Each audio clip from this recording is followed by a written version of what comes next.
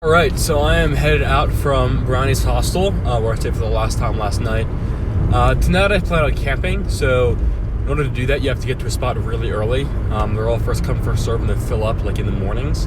So I'm gonna try to drive to a campsite right now, claim it, like pitch my tent, and then leave from there, like spend my day in the park, and then come back to that at night. But yeah, I gotta get that done first. So I'm headed from where I've been in East Glacier Village over to the west side of the park, which I think is nicer and I'd rather be closer to. And hopefully I'll find a spot at a campground around there.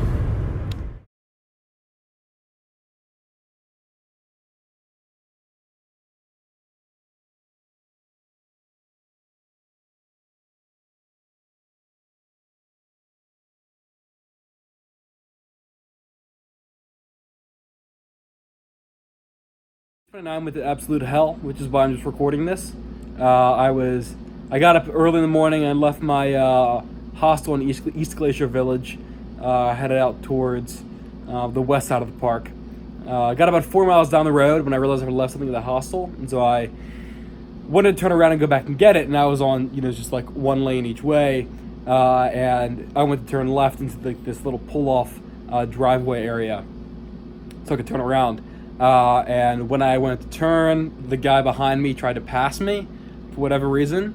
And so one thing led to another, got in an accident. Yeah, I was fine, but the other car flipped and went into a ditch, and my car is pretty banged up. It was actually pretty terrifying in the moment. I pulled off the side of the road, got out of the car, called 911, and the other car was upside down, so I assumed the worst about the other person.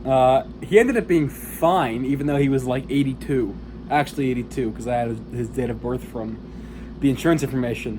Anyway, we're both fine, so it was all good, but the trip is derailed a little bit just because my car is in the shop. So I will get a rental from the insurance company, but it just generally makes things more complicated because I don't have access to some of the things in my car.